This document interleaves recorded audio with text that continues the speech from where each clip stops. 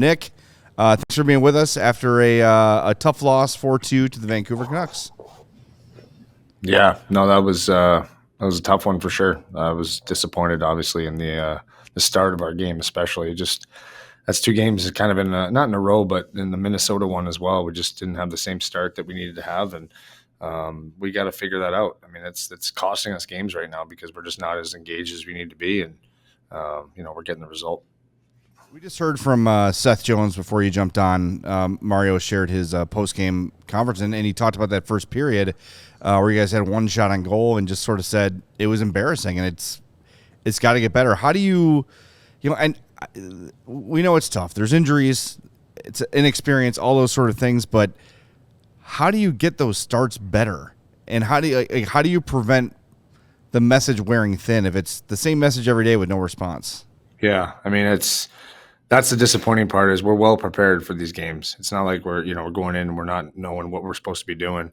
It just comes down to a mindset, honestly. It comes down to how bad you want the puck and how bad you want to make a difference. And I don't even know. I want to be careful because it's not doom or gloom. I mean, listen, it happens in seasons. Great teams do it as well, but for us, it's just such an emphasis because we're already behind the eight ball in a lot of ways, right? And we can't afford to put ourselves in that position. And one shot on net's not going to win us games, right? And or zero at one point. So we have to understand just how we need to play, the style, the tenacity that we have to play with, and it has to start from puck drop. And that's just on guys personally getting themselves ready to perform and do the job that the team needs them to do. And there's no other real explanation for it. It's not on coaching, it's on individual players to just dig in. And there's no reason why we have one shot on net in the first period. That's just not ready to play, and that's just not engaged, and not your head's not in the game where it needs to be. And it's disappointing. And it seems like a lot of times too, if there's a bad goal that happens or something like that, it's like our we lose all the air in our sails, and that just can't happen. It's that may be early on in the season, but we're well past that point, and we have to start rectifying that in order to give ourselves a chance to win hockey games. You guys get the big power play goal from Tyler Johnson. You factored in on that with the very athletic keeping at the blue line and then getting the puck down low. And then it looks like Colin Blackwell ties the game. Like that puck was like, we thought we were going to hear the horn that they were going to go back and look at it, that it went in because it didn't make a sound. And then the Canucks come down and make it 3-1. I mean, what's it like on the bench after play, like where you think you tie it and then you're back down two in a heartbeat? I mean, that's the craziest part of probably this game, and that's what our team has to realize is for how bad we played, we were down by one goal, had a chance to tie it, and yeah, it goes the other way, but that's the breaks of the game, right? It doesn't go in. You give them a little bit of a cushion, now boom, they're up 3-1. And that's it's hard. Those are but we respond and you keep pushing and you find ways, but against a good team like Vancouver who knows how to win and understands who they are, they're not going to give you many opportunities like that. And then we pushed at the end. Listen, I'm proud of the way we pushed at the end, but it's too little too late. Why are we putting ourselves in those positions? Let's be the team that has the lead for a while and holds on to it and makes teams try to open up and we score another one, right? So that's the frustrating part. Look at we for how poorly we played, we were 2-1, possibly 2-2 could have been, but it's too little too late. And I think that's the frustrating part for this group is that we're starving for wins. We're starving for good things to happen, right? And we got to understand it's not going to, no team is going to give it to us. Every team right now, especially after the break, they're all fighting for their playoff lives. They're all fighting to get in position. So no easy night is coming, and we can't expect any team to give one away to us. So we have to dig in and be the team that takes every game away from those teams. Well, the last 40 minutes, the response was better, and it was a much more even game. And look, Vancouver is one of the best teams in the league. They are dynamic. They are deep. They are super skilled. But the last 40 you guys were right there with them. Take us in the locker room in that first intermission. And what was the mood? I know you can't get specific. You don't want to say exactly what you said, but what was the mindset in the room after the first period there that changed things for the next 40? Well, I mean, Luke came in and blasted us, which we had every right to do so. So there wasn't much that needed to be said. It was obviously disappointing, and I think guys realize we have way more to give here, and that was pretty much the message. Dig in, get to our game, get to who we are, And, it was disappointing that we even gave that, performance in the first, but we have a chance to rectify it. We're only down 1 goal. And so that was where, I was proud of our guys for pushing back, but we shouldn't need those up. That's what we're trying to grow here, right? We talk about that, right? It can't be 2 steps forward, 1 step back, or 1 step forward, 2 steps back. It's got to be, okay, we've got the identity of a hardworking, nasty team. We know we've lost some players and we're depleted, but you can control effort, you can control work ethic, you can control the tenacity with which you play that makes up for some of the talent maybe that you don't have. So that's the identity that we have to have, and we cannot waver from it. And maybe tonight was a good lesson for guys to realize, no matter that we scored 3 goals last game, whoop-de-doo, we didn't win the game. So it's not going to come easy every night. We got to find ways to force it in the net or force our game on other teams. And, there's still enough skill in our room to win hockey games. And that's the reality that we have to realize, get to, is that, we're not going to give in here. We're not going to just say, oh, here goes again. No, we're going to push back, and we're going to push back right from the beginning of the game. When I was walking into the United Center this morning for morning skate, I'm going to drop a name here, but walked in at the same time as Troy Murray, the great color analyst on the radio, and we were talking about the last game. And, hey, they scored 3 goals last game. And his first question was like, yeah, and how did they score those goals? Like, this from in close, simple plays. Like, I know that's kind of been what's been preached most of the season, but, how does that go from you got rewarded for those type of plays and then you have a first period like that after tonight? Yeah, I mean, I don't know. It's just a disappointing part. I got to be honest with you. I mean, that's where I made my living. So I just have a hard time not understanding why we can't get to the front of the net and understand how important those dirty goals are. What's the cliche? No one asks how, they ask how many, right? And then it's just the truth. Like, who cares how they go in the net? They're going in the net.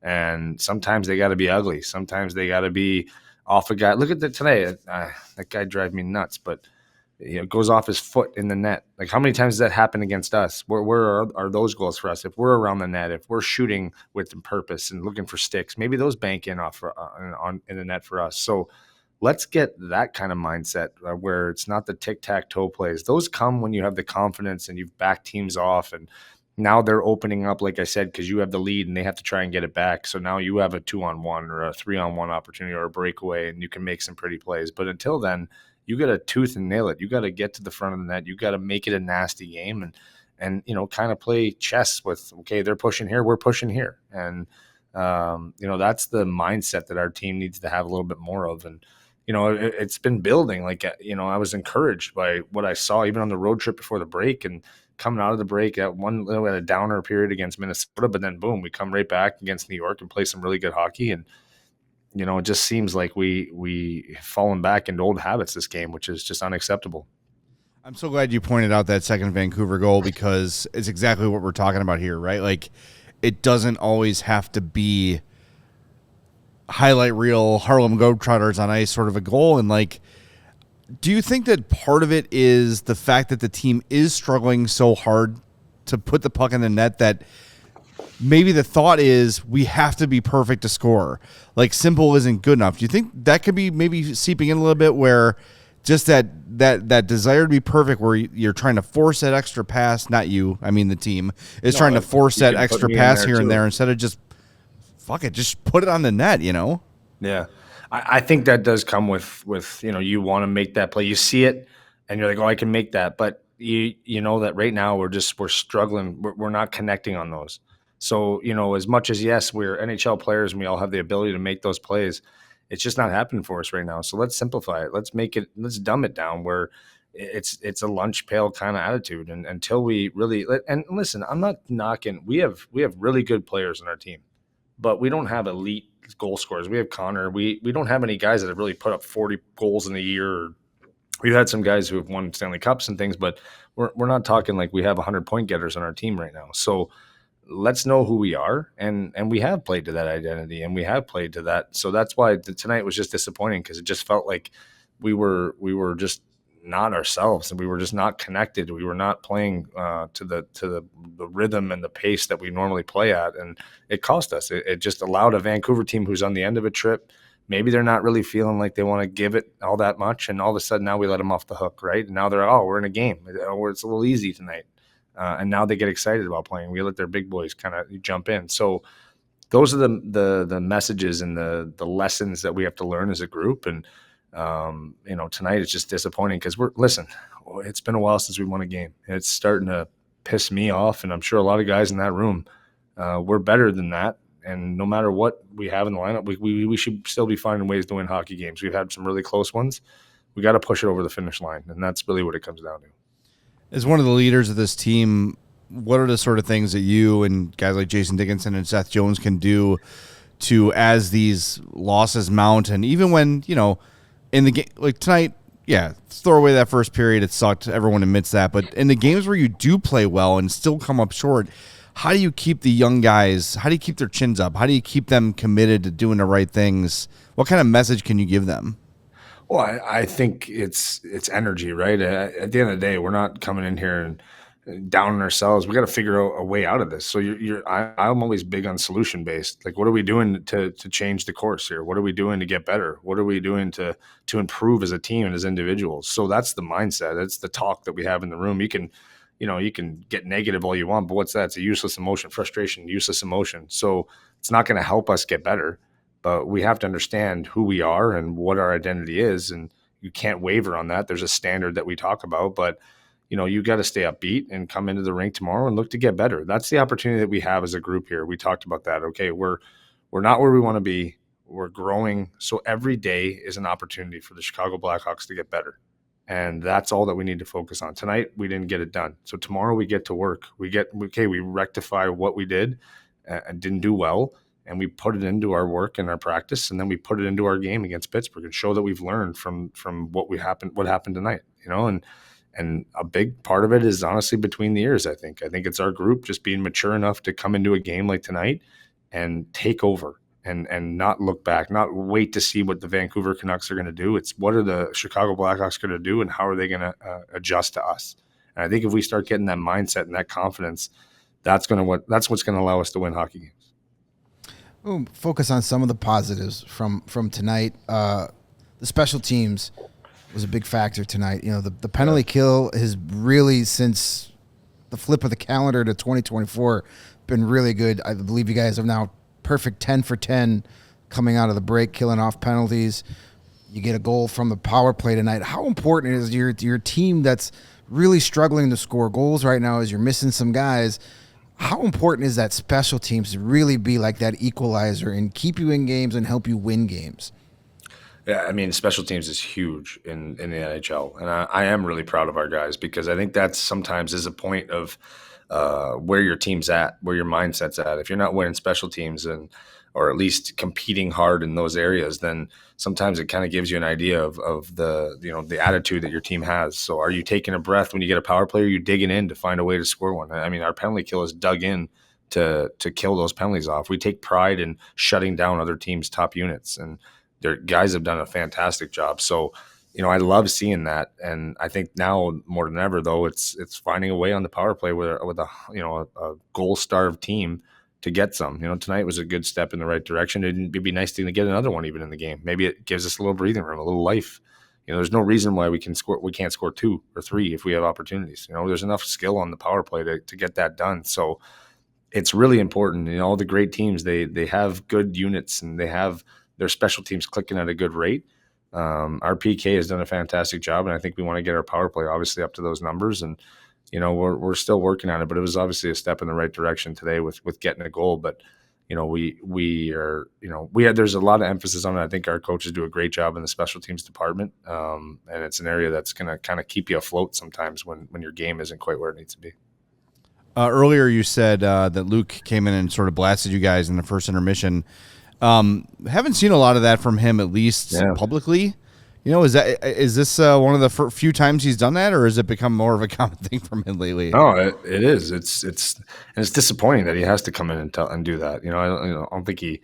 I think he knows when he needs to, and I think he's a guy that's always stays even keeled and understands that approach, especially with our group and the youth that we have. But absolutely he should have came in and blasted us. Like that was so warranted. And if it wasn't him, it was going to be myself or somebody else, I'm sure, in the room speaking up, because that's unacceptable. It's just not who we are. It's not the team that that Luke has coached and has, put a plan in place to have. And so I love when you see that from your coach. I think it's important. He's in this with us. All the coaches are, all the players. We're trying to figure out a solution here. We're trying to move this forward. But it's important to say, hey, that is not the right way. That is not the way we're going to do it as the Chicago Blackhawks. And I love that he came in and blasted us. Obviously, it's embarrassing that our coach has to do that, but it happens throughout the year, and it's a long season, and sometimes you need that emotion. Well, you got one more? No. We've been super generous with your time. We want to end on a positive. We saw our buddy today, Windy City Hockey. He's with us every show. Drove up from St. Louis to see the Rockford game for Corey Crawford's number retirement. Then drove up again from St. Louis today and talked to us in the press box. And he's got his brand new Nick Foligno jersey, and he's got the Foligno hat on there too. Nice. So you're moving some merch, man. That's awesome. I've noticed quite a few more 17 Foligno jerseys since you signed that extension. People are like, okay, it's safe. I can go get one now. I've been standing on Madison. I've been standing on Madison, handing them out, trying to get some people. No. If you got any fat guy sizes, save one for me. Yeah, we got to replace this. We need guys that actually play on our side here. We got this. Yeah, this 98 one. Let's get a 17 over top of that guy. There you go. Yeah, somebody was actually on the ice. That's a pretty nice jersey. That's I think it's a little bit more warranted around here. But that's also awesome news about Corey Crawford. Good for him for getting his jersey retired in Rockford. That's pretty awesome. It was cool to be there, and you could see that's a guy. You know what? While you're here, I want to ask you about that, because that's a guy who we feel is incredibly underappreciated throughout the hockey world as a goaltender. Like, obviously, 2 Stanley Cups here. If you look at the Blackhawks leaders of all time, franchise leaders, he's right there at the top of all those categories with an organization that has been blessed in goal. As someone who played against Corey Crawford, what are your thoughts on him as a goaltender, and what made him such a tough guy to beat? I mean, I agree with you. I think he is kind of underappreciated. I mean, listen, there's so many good players in that teams, the Cup years, and but he was always a steady and a constant back there. And when he was hot, man, it was hard to beat him. I mean, that's not like, he wasn't. He was a goalie that made some big saves at big moments in those runs and those years. So, and I've heard great things about him as a person, obviously from the staff here and the guys. So, it's great to see that he's being recognized for his play. And, I think anyone that's really knows hockey and knows those teams realizes how important he was to that, franchise at the time and those wins. So, it's nice to see him get recognized. And maybe you can confirm this, a bit of a red ass on the ice sometimes. Have a couple words for the opponent now and again. Yeah. He would get into it with you. I love that about him. I mean, I stand in front of him a lot of times. We'd have some good battles. So I love that about him. But it was the fire that he played with. And, it was actually – I do remember a couple of run-ins with him. And he competed hard, man. And I love that about goalies sometimes. Yeah, he's got that intensity about him for sure. For sure. Before we let you go, Nick, we want to remind everybody tomorrow is Valentine's Day, and it's American Heart Month, so it's a perfect time to visit heartsplaybook.com and purchase your copy of Janelle Foligno's book, Dear Heart, A Letter to My Special Heart. The Hearts Playbook Foundation was created by Janelle and Nick Foligno to build stronger communities in heart health, support cardiac care centers across the nation in patient care, aid in the discovery of technological advancement through innovative heart research, and provide resources to other families in need. So check that out and help support the cause. Once again, that's heartsplaybook.com. Thank you very much. I appreciate that. It means a lot to us. So thank you. All right, Nick. Have a happy Valentine's Day, man. And we'll see you. The plan is for next Tuesday, I think, in studio. So yeah. We'll see that. We'll have some fun. And hopefully we'll be getting ready for a certain player to return from a certain injury that we will not mention now. Yeah, that'll be nice. I'm looking forward to that hopefully soon here. You'll see the rest of my body. He won't have my head. You'll get the rest of my body the next time I'm in. There you go. Yeah, thanks, we need less of ours and more of yours on the screen. That's for sure. Thanks. All right, Nick. We appreciate it, man. Thank you. Valentine's Day, everybody. See you. All right, take care. Thanks, Nick. We all silly like the mayor.